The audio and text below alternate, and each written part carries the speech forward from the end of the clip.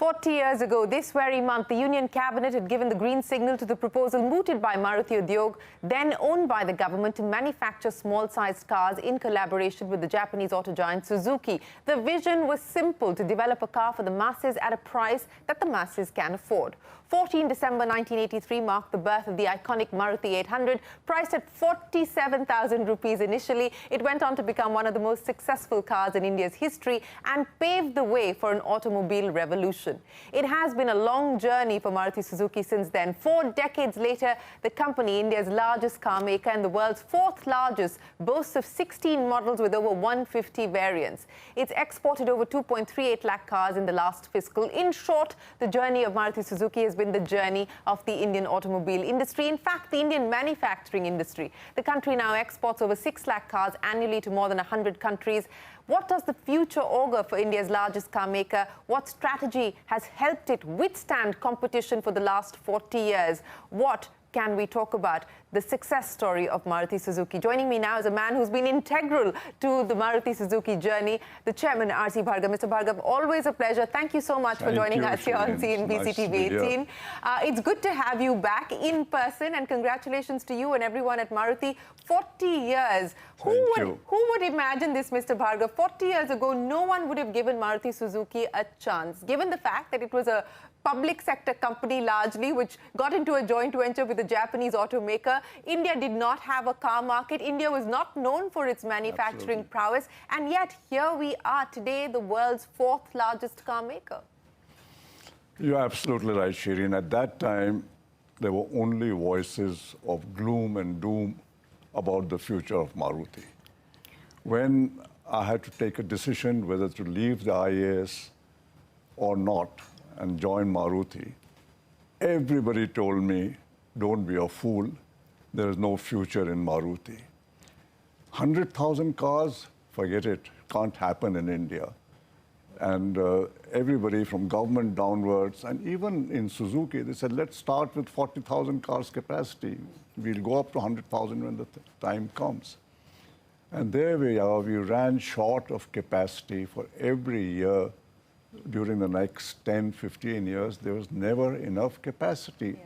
I think nobody understood the potential of India, what the people in India really wanted, and what could be done if there was a true partnership between a country like Japan, which had all the technology and experience on competitive manufacturing, and a country like India, where we are very good learners, we have a high intellect capacity, and we could easily pick out all the strong points of the Japanese system and translate them so that they became applicable to India.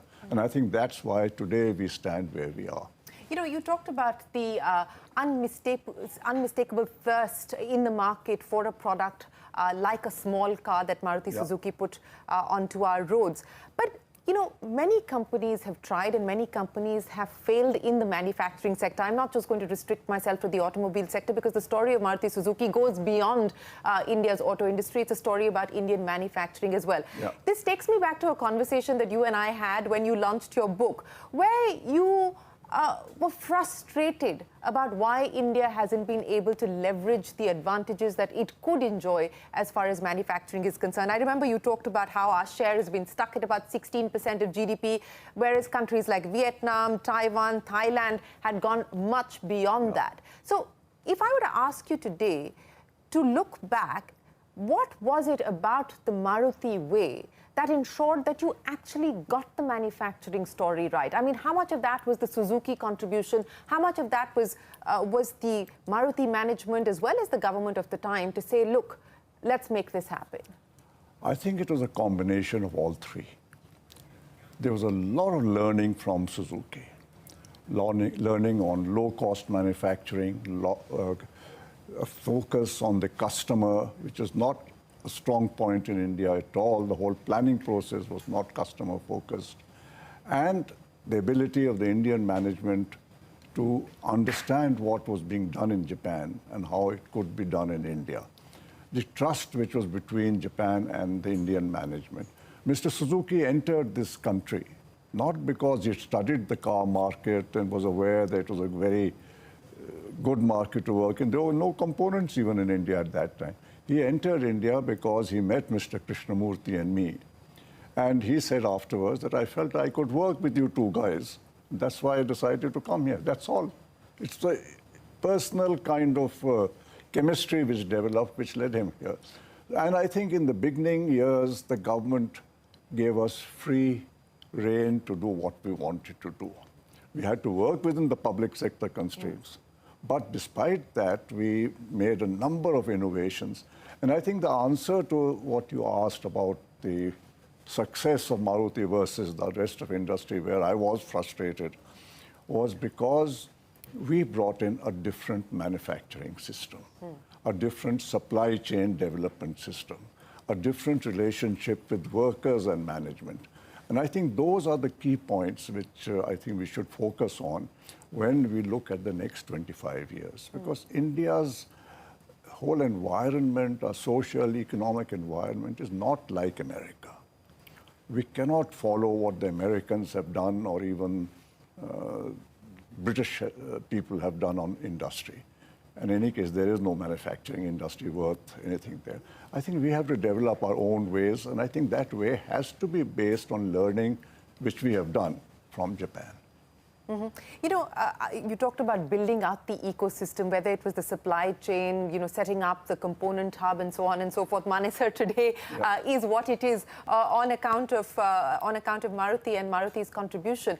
But since we're talking about the last 40 years as well as now the bridge to the next 40, 50 years, if the focus was on making sure that cars were affordable, making sure that it was low maintenance, making sure that it was high on mileage. I mean, kitna deti hai became synonymous with Maruti. What do you believe will now need to change? Because India is a very different country today. India is more aspirational. The middle class is certainly bigger. It's a younger demographic as well that you're trying to address.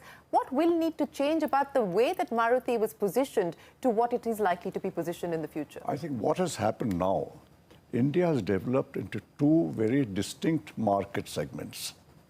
There is still the old market segment which existed when Maruti came in, because with 200-odd million two-wheeler owners who are going to upgrade whenever they can to four-wheelers, that market for a low-cost, affordable car is going to be a very important segment for the country's development.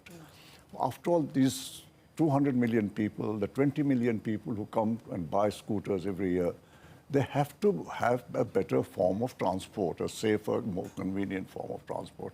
But as you rightly said, India has moved on in many ways. And there is this other market, which is as sophisticated, as affluent as any market anywhere in the world. And they want cars which give everything which they can get if they go to Europe or they go anywhere else. They want the same kind of cars. So what will change now is not just concentrating on small cars as we had done, but we have to cater to two markets. You know, speaking of catering to these two markets, I think one of the things that has worked very well for Maruti, and I think you alluded to that, is this global strategy, where you got the global technology, global learnings, global manufacturing prowess, and were able to converge and marry it with a local understanding and, of course, frugal innovation and engineering, etc. But this local understanding matched with global technology, why do you think this worked so well in Maruti's case and hasn't necessarily worked that well in other segments? I mean, if you just talk about the auto sector, there are very few foreign car makers left today in the country. Well, nobody has really been successful except for Hyundai. And I think one of the reasons was, of course, many of them did not come with a small car. At that time, when they came 20 years ago, it was still small car dominated. The other part is that they stuck with the management systems of the West. And they did not bring in, even the Japanese people who came to India did not change the management system, the labor thing, because they stuck with the Indian managers who only knew the Indian system. Suzuki did this wise thing of training our managers and exposing them to the Japanese system.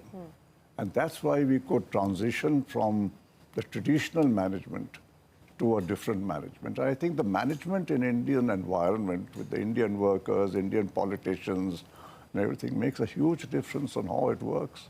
Yes, I would imagine it makes a big difference. But what is the aspiration now? I mean, you know, in terms of exports, in terms of putting India on the global map, this is one of the few brands that is synonymous with the India story. But do you see in the future, over the next 10 to 20 years, a bigger focus, a much more sort of committed push to push exports?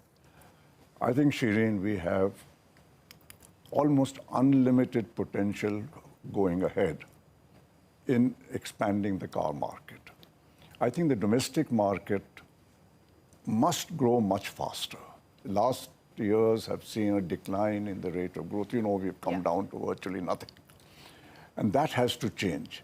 And I think if the volume of cars grow from here, production grows in India, and let's say we reach 10 million cars in the next 7 or 8 or 10 years and grow at 10, 12% a year. I think our domestic sales apart, I think the global market will offer us extraordinarily large opportunities to export, both for ICE cars to some of the developing countries like Africa and the Middle East, and even EVs to other countries, if not full EVs, at least large parts of the EV system from here. Because Indian manufacturing is going to be the most efficient, low-cost manufacturing. Our workers, our engineers, our IT guys, they're so good.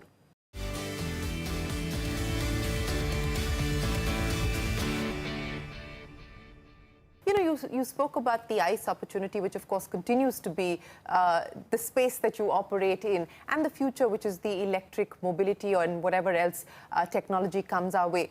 Now, you've always been circumspect about this switch to EVs. You've always maintained that it is going to happen over time, it's going to be gradual, and hence Maruti has also taken a much more conservative approach when it comes to making the transition from ICE to EV.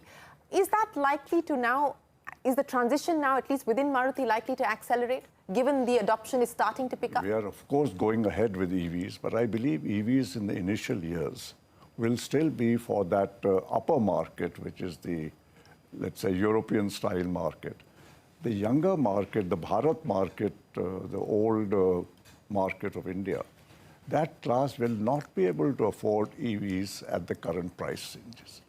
If some drastic changes in technology take place which bring down the cost, it's a different matter. If the current technology remains, it won't happen.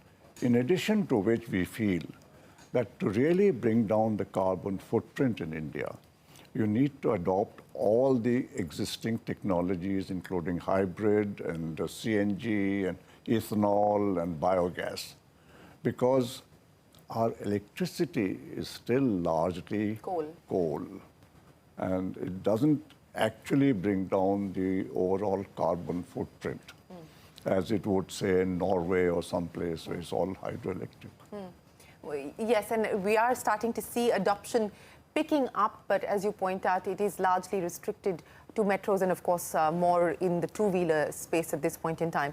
But, you know, speaking about the future and given the experience of the past with the Maruti-Suzuki joint venture, now you've got Toyota as a collaborator as well and as part of this sort of tripartite agreement, so to speak now. How has that changed things, and what are the lessons that you take from the last 40 years into this new relationship? I think Toyota coming into this has very major significance for us. One, it gives us access to a number of new technologies. For example, this hybrid technology, which is now coming in with the Grand Vitara, is not a technology which is available anywhere else. But we will be introducing this technology, and it brings down fuel consumption by 35–40%. Toyota also has access to the bigger, more branded kind of car technology, so we can get those cars manufactured for the upper segment. So the Lexus and, up to the Lexus quality if necessary. But in between also the Camrys and the Prius for the hybrids, and those cars are also available. So we will have Suzuki giving us for the Bharat market. And from Toyota, we'll get the technologies for the upper market. So that will give us the ability to cater to the full range of the market. And we will be able to find whatever we need to export. Because Toyota is looking for India to do some kind of production for their export markets also, on the smaller end of the market. Okay. So what is this going to mean, Mr. Bhargava, then in terms of future investments, in terms of future expansion as well? You're going to be heading to Gujarat later this week. So what can we expect? So as everybody knows by now, we have got the next site at Kharkhoda. Yeah.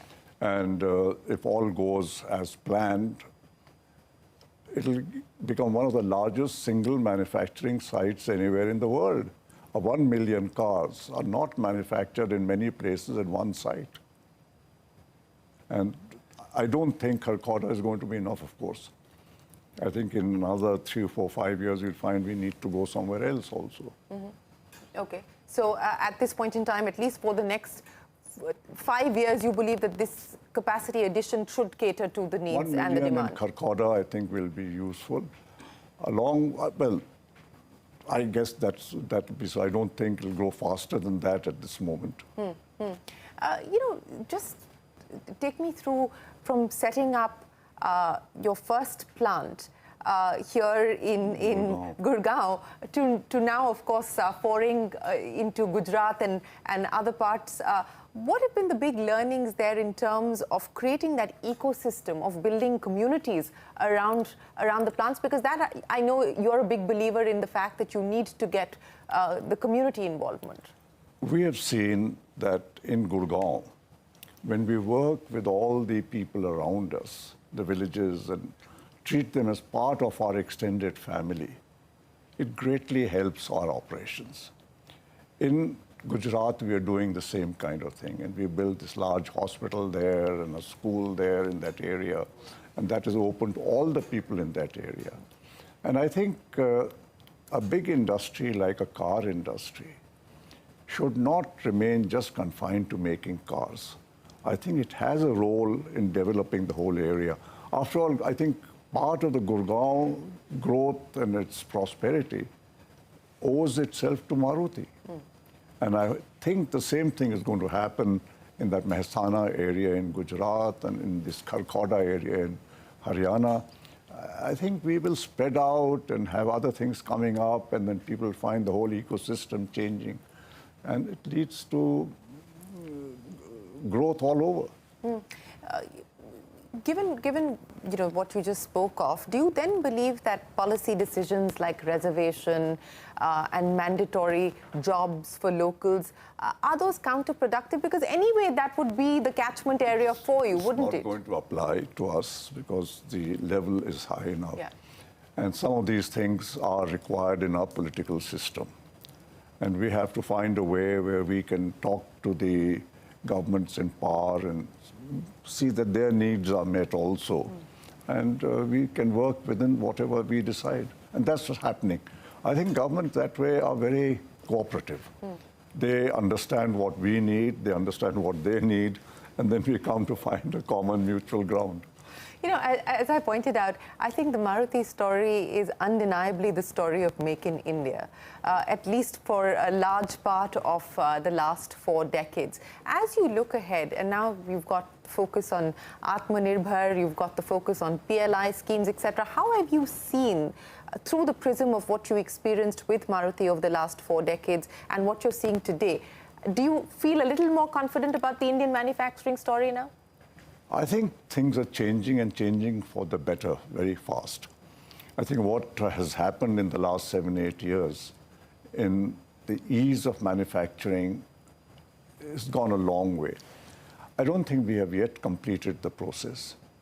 One of the areas where I now have a strong desire for change is in the way the civil services are trained and equipped to deal with specialized sectors like manufacturing or health or things like that. And I think there's a reform needed in the civil services, that this business of everybody in the IAS can do every job. I think that needs to change. I think there needs to be a very specialized group of people who deal with sophisticated areas like manufacturing and policy for manufacturing and competitiveness, who understand what this is all about and who don't come with no background and no understanding. I think that needs to change. That'll be a major step forward in making us competitive. At the same time, I think our entrepreneurs, all our big industrialists and young industrialists, need to understand the Indian environment and see from the Maruti experience what really works well in India. So if I were to ask you to crystallize that into three things, what really works in India? I think we have to carry all workers with us and make them partners in what we do. In fact, the whole story of Maruti, in one sense, is a story of a partnership and trust and partnership. I think we need to change the environment in the whole industrial area to trust and partnership. I think we need to understand that it's not an industry alone which can become competitive. I think it's the whole ecosystem of industries. And I mean, everybody starting from raw materials to logistics to transport, who all have to get into the system and who all have to try and help the other to become more competitive. It's a national competitiveness thing we need to do. That's the second thing which we need to do. And if we do these things and concentrate on the supply chain which becomes part of this, I don't think there's any stopping this country. Well, let's hope that there are no speed breakers along the way. But Mr. Bhargava, let me end then by asking you, what is your favorite moment of having been at the helm for so long, sir? You know, what is your sort of favorite memory that you cherish? I'm not sure if there's one moment which I cherish, but you know, new things keep happening and you get excited about something new which is happening. And in the past, there was a launch of a car which became so successful, or seeing your cars in large numbers in some hill station when you went, you saw every third car was, I mean, every second or 2 out of 3 were Maruti cars. That used to be very exciting. I used to count the cars as to what is Maruti, what is others. Do you still do that? I did do that. But even today? Not today, no. Now it's... Now it's going to be much harder. Now there are other things happening. And even today, when you see some of the new things which are happening and the new technologies, I think all of those still create excitement. Do you have a favorite of the many models that have been launched? All the new models which come, like, for example, I'm now looking forward to the Grand Vitara. I intend to get one as soon as I can. I think there's a long list. People who want, I know. Who want the Grand Vitara. I have a slight advantage, Shiri. I would imagine, sir. I would imagine. But thank you so much once again. We wish you the very best of luck and appreciate you joining us here in our studio for On the Record. Thanks very much for your time. So, thank you very much. Well, that is the chairman of Maruti-Suzuki on the 40 years gone by, and more importantly, what the road ahead looks like. We will take a break here on the Record, but there's a lot more coming up. Don't go anywhere. We're back in a minute with more. Thank you.